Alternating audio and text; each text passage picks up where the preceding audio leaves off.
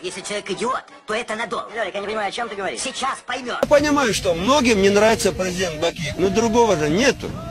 Другого нет у нас. Айла жоқ, мен шындығында шайлығы деле барбайын деген. Мына Роза эжекем айтты, алмас дедеми.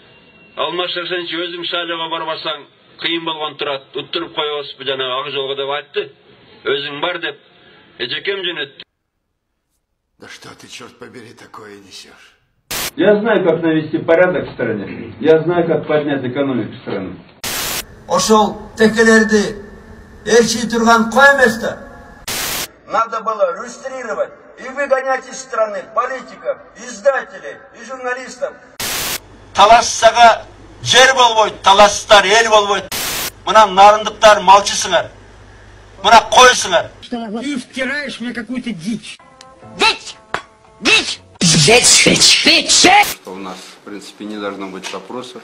Должны быть только планы на светлое будущее.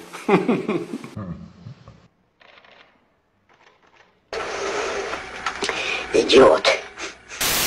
Мародерлык ташлар. Билесиңер, шариат боюнча соок урдасабы, батынга урдасабы бул чоң күнөө. Это деревянный генерал Кулов. Албетте азыр деле крысалар көп тандай. Это не катание в катании. Идиот, дура! Не холодно? Вы молодежь, вам хорошо. Надо согреться, по 100 грамм, а то простудятся. Четко.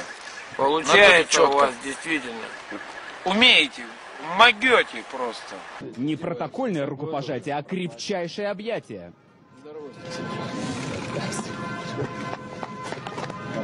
Ой, дурак!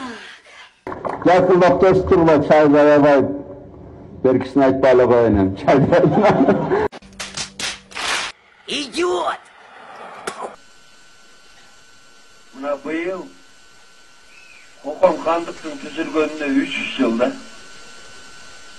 То есть первый раз водку пил? Естественно. Ее можно назвать и признание, и можно назвать, наверное, нелепые слова. Я могу красиво говорить.